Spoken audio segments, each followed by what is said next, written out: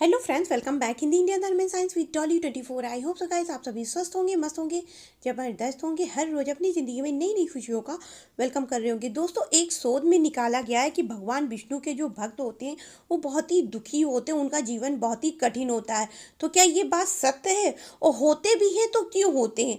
इस विषय में किसी ने कोई चर्चा नहीं करी, लेकिन अभी ये 10-15 दिन पहले ये चीज़ जो है बोली गई है, बताया गया है कि भगवान विष्णु के जो भक्त होते हैं उनका जीवन अत्यधिक कष्टों से भरा हुआ होता है।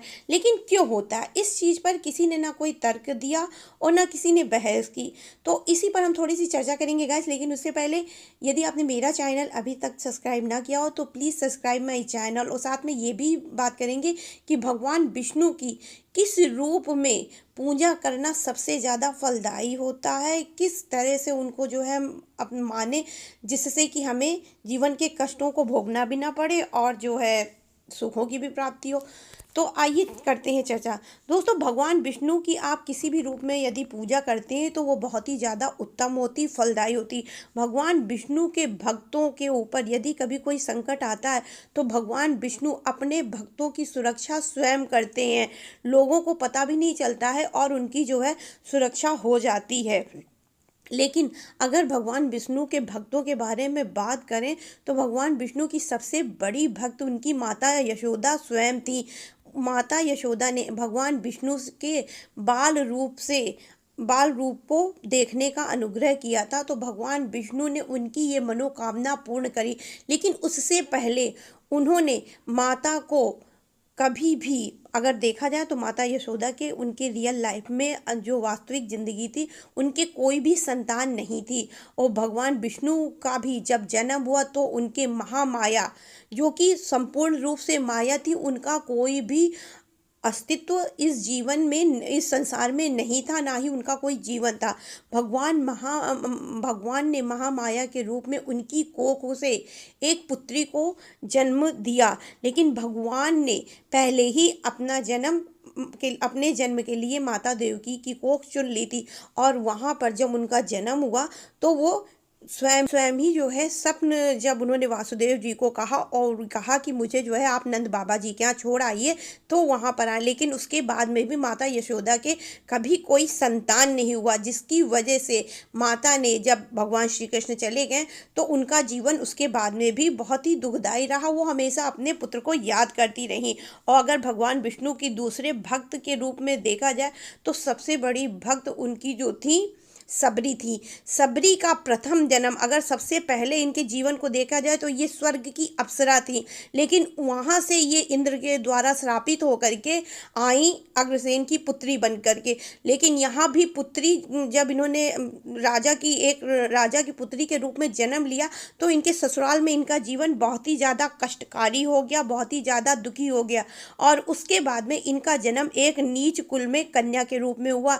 और सबरी जी ने कभी भी विवाह नहीं किया, ये पूरी उम्र कुंवारी थी और सिर्फ भगवान विष्णु की पूजा उपासना करती थी, क्योंकि भगवान विष्णु इनको अत्यंत प्रिय थे। इनका कोई भी जन्म हो, इन्होंने सिर्फ भगवान विष्णु की उपासना करी। और उसके बाद यदि भगवान विष्णु के भक्तों के रूप में देखा जाए तो सबरी के अलावा इनकी सबसे बड़ी भक्त राधा भी थी। राधा जो थी, पहले एक मूर्ति थी जो कि राम जी के साथ में सीता जी जब वनवास जा चुकी थी तो थी। और राम जी ने इनको खुद कहा था कि जिस तरह तुमने मेरे भावों को समझा है, मेरे भावों के साथ मेरे दुख के जीवन में तुम मेरे साथ ही रही हो, उसी तरह मैं तुम्हारे साथ जब दोबारा इस प्रकृति पे जन्म लूँगा तो तुम आओगी और फिर मेरा तुम्हारा मन का संबंध होगा। तो एक मूर्ति को इन्होंने जो है, मूर्ति के अंदर धीरे धीरे भाव आ गए थे, वो इनसे वास्तव में बात करती थी। लेकिन ये चीज़ राम जी के टाइम में किसी ने नहीं जाना।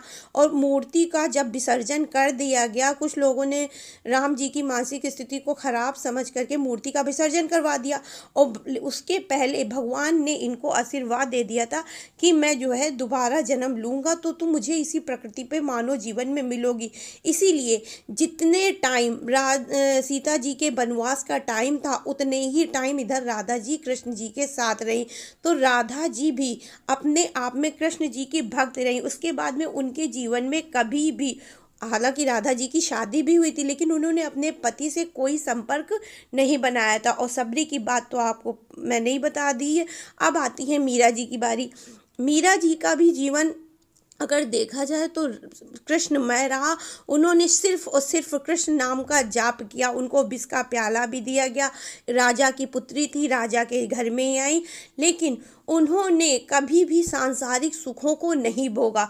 वो सिर्फ और सिर्फ कृष्ण भगवान के गीतों में कृष्ण भगवान की छवि को ढूंढती थी और कृष्ण के जीवन का गुणगान करती थी। जो भी उनकी लीलाएं थी उन्हीं को श्री कृष्ण मीरा के पद आज भी स्कूलों में पढ़ाए जाते हैं। तो मीरा अपने आप में अनुपम थी और जब ये मरी तो इनकी मृत्यु की कोई जो है मृत्यु के बाद इनकी जो है मिट्टी भी नहीं मिली कि लाश इनकी मिली हो। ये जो है कृष्ण में ही समाहित हो गए। मीरा और राधा का प्रेम देखा जाए तो दोनों का समान ही था, लेकिन हाँ, मीरा वास्तविक जगत में आई और भगवान और जो राधा जी थी वो भगवान के टाइम पर ही आई थी। और ये हुई तो कृष्ण के भक्तों की बातें, लेकिन अब हम बात करते हैं भगवान के मित्र की बात। इसमें सबसे पहले वो बड़ा नाम आता है सुदामा जी का। भगवान के मित्र थे, लेकिन इन्होंने मित्रता इतनी गहरी थी इनकी मित्रता कि इन भगवान जब इनसे मिले तो इन्होंने अपने जितना भी भगवान कृष्ण का राजपाट था 3 मुट्ठी चावल के बदले सुदामा जी को दे दिया। और सुदामा जी की वास्तविक लाइफ देखा जाए तो इनके पुत्र भी था, पत्नी भी थी, सिर्फ धन नहीं था तो भगवान ने वो भी दे दिया। और सुदामा के बाद में अगर मित्र का नाम लिया जाए तो इनके सबसे बड़े मित्र आते हैं अर्जुन। अर्जुन के भी जीवन में सारी खुशियाँ थीं। उनके पास पत्नी भी थी, पुत्र भी था, उनके जीवन में एक नहीं दो दो पत्नियां थीं। इसके अलावा उनके राजपाट किसी वैभव संपदा में कोई भी कमी नहीं थी। और उसके बाद में भगवान की मित्रता की श्रेणी में वो सबसे बड़ा नाम सुदामा जी के बाद अगर किसी का आता है तो वो है अर्जुन। अर्जुन के भगवान जो है सारथी भी बने और अर्जुन का हर पद पर जहाँ पर अर्जुन को कोई चीज़ समझ में नहीं आती थी तो भगवान ने गीता के उपदेशों द्वारा उनका मार्गदर्शन भी कराया। और अगर अर्जुन की जो है वास्तविक ज़िंदगी देखा जाए तो अर्जुन के पास पुत्री भी थी और साथ में अर्जुन के 2 रानियां भी थी मत और राज्यपाट तो था ही था। और इसके अलावा भगवान ने अपना साथ स्वयं दे दिया था। अब जिसको भगवान का साथ स्वयं मिला हो सारथी के रूप में तो उनको किस चीज़ का दुख, उसको किसी चीज़ का दुख नहीं। तो भगवान ने मित्रता की श्रेणी में अर्जुन को रखा तो उसको परम सुख दे दिया। और मित्रता की ही श्रेणी में द्रौपदी भी आती हैं। अगर देखा जाए तो भगवान श्री कृष्ण मित्रता में द्रौपदी का सबसे ज़्यादा मान सम्मान किया है। एक स्त्री या पुरुष की कभी दोस्ती की बात आती है तो उसमें भगवान श्री कृष्ण व द्रौपदी का नाम सबसे पहले आता है। द्रौपदी ने भगवान श्री कृष्ण की भक्ति भी की, दोस्ती भी करी और जिसकी वजह से उनको भरी सभा में लज्जित नहीं होना पड़ा। जब दुशासन उनका वस्त्र हरण कर रहा था तो भगवान ने आकर के द्रौपदी की रक्षा स्वयं करी। और देखा जाए तो द्रौपदी जो थी अर्जुन की पत्नी भी थी और इसके अलावा उन्होंने पूर्व जन्म में तपस्या करके 5 पतियों का वर मांगा था भगवान शिव से, तो उनके 5 पति थे। कुल मिला के भगवान विष्णु के जो भक्त हो, चाहे वो मित्र हो, चाहे उनके जो है भक्त हो, सिर्फ भक्त हो, वो सारे सुख उनको मिलते ही मिलते हैं। इसके अलावा अगर भगवान विष्णु के भक्तों में बात दे आए तो भगवान विष्णु के भक्त हमारे प्रधानमंत्री मोदी जी भी हैं। और इनके भी लाइफ को यदि आप इनके लाइफ को शुरू से देखते हैं, इनके लाइफ शुरू से इनके जीवनी का अध्ययन करते हैं तो इनके जीवन में भी कम दुख व स्ट्रगल नहीं रहा। मोदी जी का भी जीवन अगर देखा जाए तो कोई खास जो है अच्छा नहीं रहा। उनको जीवन में शुरुआती दौर में भी काफ़ी समस्याएं करनी पड़ी। और उनके सांसारिक जीवन की बात की जाए तो वो अपने आप में बहुत दुखी रहा। उनको जीवन में कभी भी प्यार व गृहस्थ जीवन का सुख नहीं मिला। इसलिए कुल मिला के भगवान के भक्तों का जीवन अगर देखें तो कष्टकारी होता है। लेकिन यदि आप भगवान को मित्र संवत, अगर आप भगवान को मित्र मान लें और फिर उनकी पूजा आराधना करें तो वो ज़्यादा अति उत्तम होता है। और अगर भगवान के आप सिर्फ भक्त बनेंगे तो भगवान आपके प्रेम के अधीन हो जाते हैं, आपके प्रेम के वशीभूत हो जाते हैं। अक्सर जो चीज़ हमारी होती है वो हम किसी को देना नहीं चाहते, कहते नहीं भैया ये चीज़ मेरी है, हम किसी को नहीं देंगे। वही हाल होता है भगवान का भी। जब वो आपको अपना मान लेते हैं तो वो आपको तमाम उन चीज़ों से दूर रखते हैं जिनके आप वशीभूत हो जाते हैं, आप जिनके जो है मोह में गिरफ्त हो जाते हैं। और भगवान ये सोचते हैं यदि मेरा भक्त मुझसे दूर हो गया, इसको इस चीज़ से प्यार हो गया, तो फिर मेरा क्या होगा, फिर मुझे कौन, मेरी कौन आराधना करेगा। तो इस वजह से भगवान के जो सिर्फ भक्त होते हैं वो भगवान से हम मतलब भगवान, हालांकि उनकी ज़िंदगी में कभी कोई कष्ट नहीं आता, वो जो चीज़ चाहते हैं उनको मिल भी जाती है और भगवान का आशीर्वाद उनको सबसे ज़्यादा होता है। लेकिन उनको सांसारिक सुखों का भोग नहीं मिलता, उनको सांसारिक सुख नहीं मिल पाते। हो सकता है सांसारिक सुख भी मिल जाए, लेकिन उनकी जीवन में जो है एक हिस्सा खाली ही रहता है और वो हिस्सा कोई भी हो सकता है। जैसा कि मैंने आपको माता का उदाहरण दिया और सबरी जी का उदाहरण दिया, राधा का उदाहरण दिया, तो एक हिस्से में उनके कमियां रहती हैं। लेकिन यदि आप भगवान को मित्र मान करके पूजा आराधना करते हैं तो भगवान आपसे जो है कहते हैं मेरा मित्र है, खुश रहे, मुझे क्या करना, मेरा मित्र अपनी जगह, हम अपनी जगह। हालांकि आपको भगवान का आशीर्वाद व भक्ति दोनों ही क्षेत्रों में, दोनों ही मामलों में मिलती बराबर है। कहीं पर भी आप भगवान की जो है आशीर्वाद से, भगवान की कृपा से आप मायूस नहीं होते हैं। तो आई होप सो गाइस, मैंने जो आपको तर्क दिए कि भगवान की भक्ति व भगवान के मित्रता में क्या फ़र्क है, क्योंकि लोगों ने ये कहा भगवान के जो भक्त होते हैं, खास तौर से विष्णु भगवान के, वो बहुत कष्टकारी उनका जीवन होता है।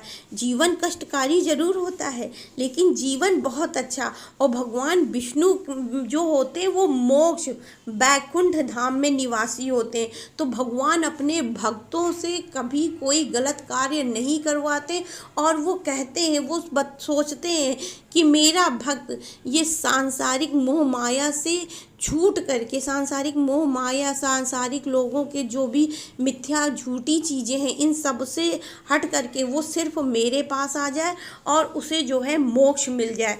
इसीलिए भगवान के जो, भगवान श्री कृष्ण के जो भक्त होते हैं वो मोक्ष की प्राप्ति कर लेते हैं। मैं ये नहीं बोल रही हूँ कि भगवान के जो सखा होते हैं वो नहीं प्राप्त करते, भगवान के मित्रों को भी यही चीज़। लेकिन हाँ, हो सकता है उनके कर्म कुछ वैसे हो जाए तो उनको जो है वापस इस लोक में जन्म लेना ही पड़ता है। लेकिन जो भगवान में मोक्ष, भगवान को जो है सिर्फ प्यार करते हैं, उनको सीधा मोक्ष की प्राप्ति होती है। तो ये आप फैसला अपने ऊपर करें कि आपको भक्ति अच्छी लगती है कि भगवान की मित्रता। हम तो भाई भगवान के मित्र हैं, हम झूठ क्यों बोले, मैं तो भगवान को मित्र बराबर, भाई बराबर मानती हूँ। और मेरी दृष्टि में मुझे लगता है उनको मित्र मानना ज़्यादा अच्छा है, क्योंकि हम इस ज़िंदगी में आए हैं कर्म करने के लिए और कर्म करना हम सभी का उद्देश्य है। अब जिसको मोक्ष प्राप्ति करना हो वो जो है भगवान की भक्ति कर सकता है, लेकिन हम भगवान की मित्रता करते हैं, हमें भगवान से एज ए फ्रेंड बात करना बहुत अच्छा लगता है। और आप अपना निश्चित करें कि आपको क्या अच्छा लगता है। आई होप सो गाइस मेरी दी हुई जानकारी आपको पसंद आई होगी और ये तर्क भी आपको समझ में आया होगा कि भगवान विष्णु के भक्त दुखी क्यों रहते हैं, क्योंकि भगवान विष्णु जिससे प्यार करते हैं उसको किसी और का होने नहीं देते। कहते मेरी चीज़ें मेरे पास रहे, ज़्यादा अच्छी बात। तो आपको मेरी दी हुई जानकारी पसंद आई हो तो please like share and subscribe my channel. Radhe Radhe guys, हर हर महादेव, जय श्री राम।